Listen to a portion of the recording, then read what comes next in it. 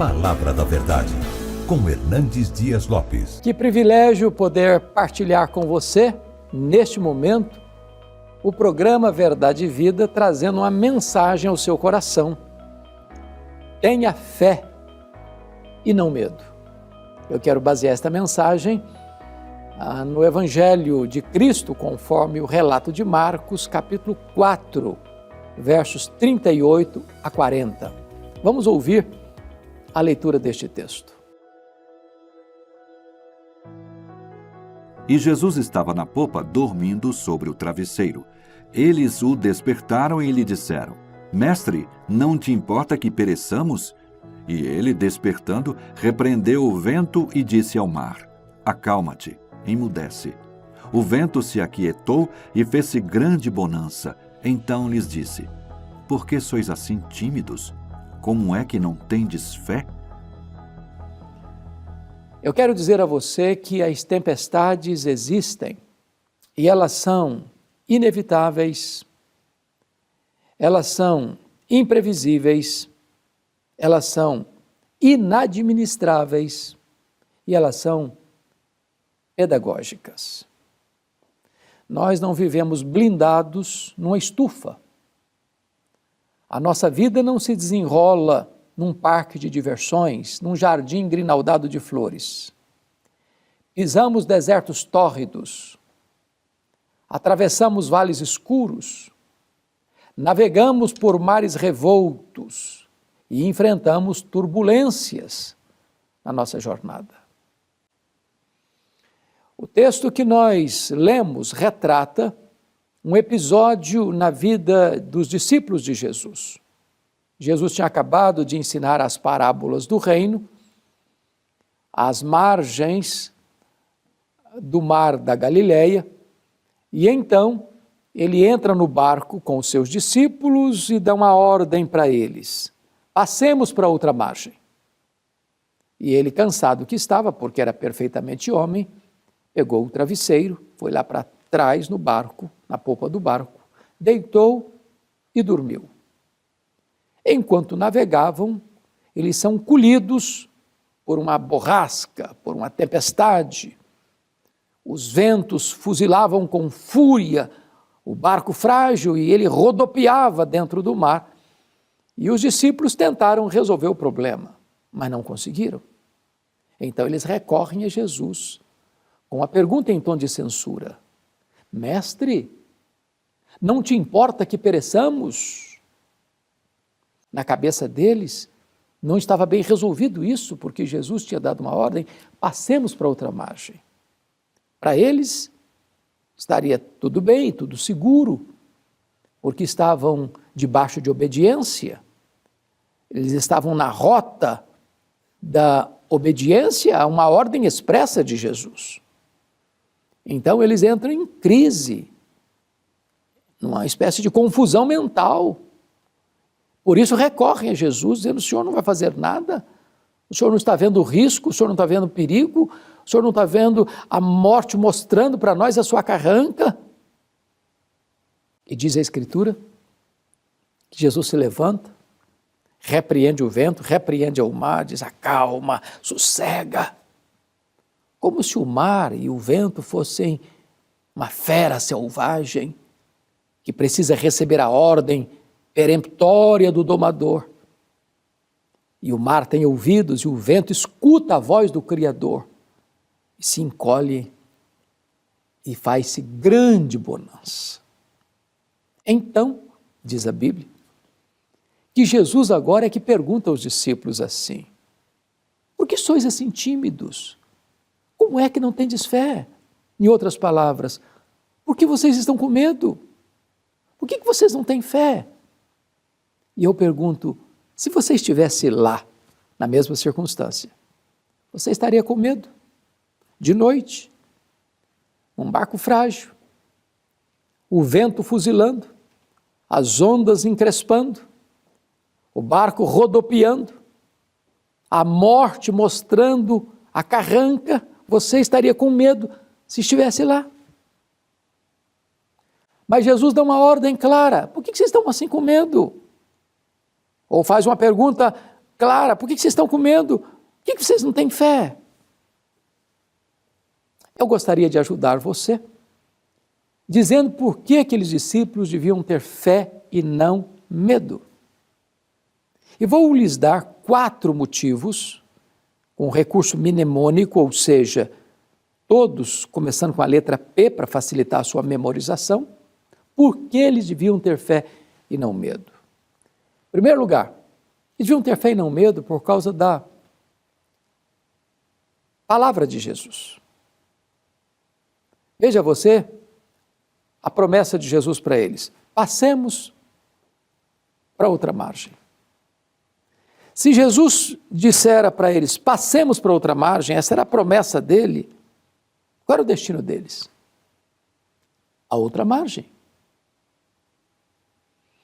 Às vezes nós ficamos com medo, porque nós duvidamos que aquele que fez a promessa é fiel para cumpri-la. Me permita dizer isso, promessa de Deus e realidade são a mesma coisa. Porque nenhuma das promessas de Deus caem por terra. Em todas as suas promessas nós temos o sim e o amém. Se você crer, você verá a glória de Deus. As promessas dele não podem falhar, porque quem fez a promessa não é homem para mentir. Então você pode ter fé e não medo. Segundo lugar, por que eles deviam ter fé e não medo? Por causa da presença de Jesus. Jesus estava dentro daquele barco.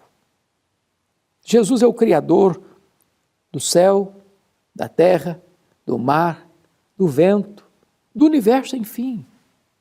Ora, a criatura não é maior do que o Criador.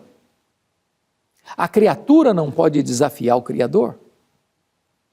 Se Jesus estava dentro daquele barco, aquele barco não podia naufragar. É importante entender que Jesus prometeu a você e a mim: eis que eu estou convosco todos os dias, até a consumação dos séculos. Ele não diz estarei, ele diz eu estou convosco. O que leva você a vencer o medo e a nutrir a fé não é a ausência de perigo, não, é a presença de Jesus. É o Salmo 23, versículo 4. Ainda que eu ande pelo vale da sombra da morte, não temerei mal nenhum, porque tu estás comigo. Esta é a presença que traz serenidade, descanso, confiança, fé. Terceiro lugar, por que eles deviam ter fé e não medo? Primeiro, por causa da promessa. Segundo, por causa da presença. Terceiro, por causa da paz de Jesus. Jesus estava dormindo naquele barco. E a pergunta é, ele sabia que a tempestade viria? É claro que sabia. E se sabia, por que dormiu?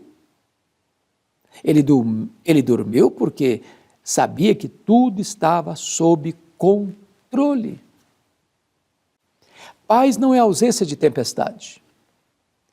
Paz é a confiança, a segurança, a certeza de que apesar da tempestade, tudo está sob controle. Não do seu, não do meu controle, mas do controle de Jesus. Jesus não é pego de surpresa. Jesus não fica em apuros. Jesus não está lá no céu esfregando as mãos acerca desta pandemia. Ele controla o universo, ele dirige as nações, ele tem as rédeas da história em suas mãos. Nenhuma folha no outono cai sem que ele saiba. Ele conhece cada fio de cabelo da sua cabeça, cada célula do seu corpo. Ele conhece o seu passado e o seu futuro e o seu agora. Ele sabe o seu nome, ele sabe as suas lutas, ele sabe as suas dores. Então você não precisa ter medo. Você precisa ter fé.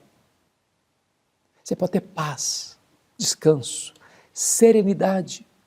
O vento pode estar fuzilando lá fora, o seu barco pode estar rodopiando no mar da vida, mas Jesus continua no controle. No controle. Mas em quarto lugar, Eles deviam ter fé e não medo, primeiro por causa da promessa, segundo por causa da presença, terceiro por causa da paz, quarto por causa do poder de Jesus. É curioso que Marcos reúne ao redor desta passagem outros episódios que destacam o poder de Jesus. Aqui, Jesus tem poder sobre as leis da natureza. Ele dá uma ordem ao mar e ele se acalma, ele dá uma ordem ao vento e ele sossega, Deus dá uma ordem ao sol e ele para, Deus dá uma ordem às estrelas e elas aparecem, Deus dá uma ordem a um grande peixe, ele engole o profeta Jonas, Deus dá uma ordem a uma mula e ela profetiza. Toda a natureza escuta o Criador e obedece ao Criador. Ele tem poder sobre a natureza. Mas agora, eles desembarcam do lado oriental do lago de Genezaré, do Mar da Galileia, numa região gentílica, na região chamada Decápolis, das 10 cidades gentílicas. E lá tem um cemitério. Lá é um despenhadeiro. Está de noite, depois de uma tempestade. E tudo que você não espera ver num cemitério de noite é alguém vivo. E lá tinha um homem, nu, violento, ferindo-se com pedras, gritando de noite e de dia, possuído por 6.000 demônios, uma legião. Uma legião é uma corporação romana de 6.000 soldados. Aliás, a mais temida corporação romana, onde passava uma legião, tudo era destruído. Tem dentro de um único homem 6.000 demônios. Jesus vai de noite para lá, para libertar este homem, para curar este homem, para salvar este homem, para mostrar que ele tem poder sobre a natureza e poder sobre os demônios. Quando Jesus desembarca do outro lado, em Cafarnaum tem uma multidão esperando, e chega um pai aflito, cuja filha única de 12 anos está à morte, chefe da sinagoga, o Jairo, e pede a Jesus para ir com ele à sua casa para curar a sua filha, e Jesus está indo com Jairo, quando uma mulher hemorrágica, 12 anos, lidando com a doença crônica, a medicina tinha desistido do seu caso, ela tinha gastado tudo com os médicos e nada conseguira, ela pensou, se eu encostar, se eu tocar nas orlas das vestes de Jesus, eu ficarei livre do meu mal. E ela toca nas orlas, ou na orla das vestes de Jesus, e imediatamente a hemorragia é estancada, imediatamente ela fica livre do seu mal, porque Jesus tem poder sobre a natureza, poder sobre os demônios e poder sobre as enfermidades. A última palavra não é da ciência, a última palavra é do Senhor Jesus. Mas, quando Jesus estava atendendo esta mulher, chegam emissários da casa de Jairo e diz, olha, não incomodes mais o mestre, a tua filha acabou de morrer. Eu imagino que o mundo desabou sobre a cabeça do Jairo, e Jesus olha para ele e diz, Jairo, não temas, crê somente. Jesus vai para a casa de Jairo, põe a mão sobre a menina e diz, Talita cumi, menina, eu te mando, levanta-te. E a morte solta as garras da menina e ela ressuscita. Porque Jesus tem poder sobre a natureza, poder sobre os demônios, poder sobre as enfermidades e poder sobre a morte. Ele entrou nas entranhas da morte, arrancou o aguilhão da morte, matou a morte, ressuscitou, inaugurando a imortalidade. Ele tem todo o poder e tem toda a autoridade nos céus e na terra. Você não precisa ter medo. Você precisa ter fé. Talvez você está me ouvindo passando por tantas lutas, por tantas provas, por tantas tempestades na vida. Talvez na sua saúde, talvez no seu casamento, talvez na sua família, talvez nas suas finanças, talvez na sua vida espiritual. Você está com medo, muito medo. Pois hoje Jesus está aqui para libertar você desse medo, para que você tenha fé. Talvez você já pensou em jogar a toalha, em desistir, talvez até desistir da própria vida. Talvez você já esgotou todos os seus recursos, você não sabe mais o que fazer. Mas Jesus está aqui para levantar você, para restaurar você, para curar você, para libertar você, para perdoar você, para salvar você, para fazer algo novo na sua história e na sua vida. Você não precisa ter medo, você precisa ter fé. Quando Jesus chega na nossa história, diante das turbulências da vida, Ele é capaz de acalmar as circunstâncias lá fora e é capaz de acalmar o nosso coração aqui dentro e trazer bonança, trazer paz, trazer refrigério para a nossa vida. Hoje, Jesus pode entrar na sua vida, na sua história, na sua casa, na sua família e libertar você do medo e dar a você serenidade, segurança e confiança. Você não precisa ter medo, você precisa ter fé. Eu vou orar com você. Deus, eu te peço que tu apliques a tua palavra ao coração daqueles que nos assistem agora, dando-lhes fé, tirando-lhes o medo e dando-lhes vitória sobre as tempestades da vida. Assim oramos em nome de Jesus. Amém.